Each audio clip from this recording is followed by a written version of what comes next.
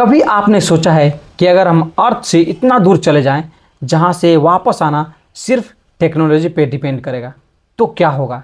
Space दिखने में जितना शांत और खूबसूरत लगता है, लेकिन असल में यह एक ऐसी जगह है जहां हर सेकंड एक चैलेंज होता है, जहां ना हवा होती है, ना आवाज़ और ना कोई सेकंड चांस।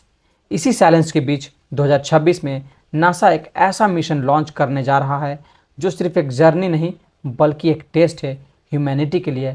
इस मिशन का नाम है आर्टेमिस 2। लगभग 50 साल पहले अपोलो 8 मिशन ने हिस्ट्री क्रिएट की थी, जब पहली बार इंसान मून के पास गया था।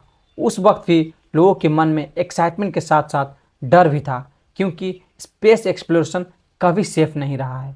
और आज इतने सालों बाद ह्यूमैनिटी फिर से वही रिस्क लेने जा रही है, लेकिन इस बार एक्सपेक्टेशंस और भी ज़्यादा हैं। आर्टेमिस प्रोग्राम का गोल सिर्फ मून तक जाना नहीं है, बल्कि वहाँ एक परमानेंट प्रेजेंस बनाना, ताकि फ्यूचर में मार्स जाने का रास्ता खुल सके। लेकिन ये सपना उतना सिंपल नहीं है जितना सुनने में लगता है। इस मिशन के लिए 4 एस्ट्रोनॉट्स सिलेक्ट किए गए हैं: Reid Wiseman, Victor Glover, Christina Koch, Jeremy Hansen. ये सब एक्सपीरियंस और हाईली ट्रेंड प्रोफेशनल्स हैं जिन्होंने सालों तक एक्सट्रीम कंडीशंस में ट्रेनिंग ली है। लेकिन एक रियलिटी ये भी है कि चाहे ट्रेनिंग कितनी भी स्ट्रांग हो, स्पेस में हर चीज़ कंट्रोल नहीं की जा सकती है। मिशन की शुरुआत एक पावरफुल रॉकेट लॉन्च से होगी, जहां से स्पेसक्राफ्ट अर्थ की ग्रेविटी को छोड़कर डीप स्पेस की तरफ बढ़ेगा। लॉन्च के बाद सब कुछ स्मूथ लग सकता है, लेकिन असली चैलेंज तब स्टार्ट होता है जब स्पेसक्राफ्ट एक डेंजरस रेडिएशन जोन से गुजरता है, जिसे वैन एलन बेल्ट्स कहते हैं।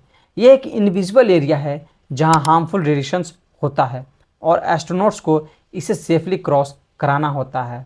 अगर यहाँ कोई भी प्रॉब्लम होती है तो उसका इम्पैक्ट सीधे क्रू पे पड़ सकता है। इसके बाद स्पेसक्राफ्ट मून के पास पहुँचता है, लेकिन ये मिशन लैंडिंग के लिए नहीं है। आर्टेमिस 2 सिर्फ एक फ्लाई बाय मिशन है, जहाँ स्पेसक्राफ्ट मून के बहुत करीब से गुजरेगा, लगभग 130 किलोमीटर दूर की डिस्टेंस पर।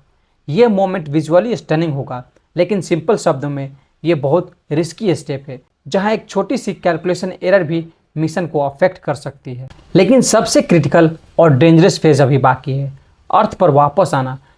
जब स्पेसक्राफ्ट अर्थ के एटमॉस्फेयर में री एंटर करता है तो उसकी स्पीड इतना ज़्यादा होती है कि फ्रिक्शन की वजह से बाहर का टेम्परेचर थाउजेंड्स ऑफ डिग्री तक पहुंच जाता है।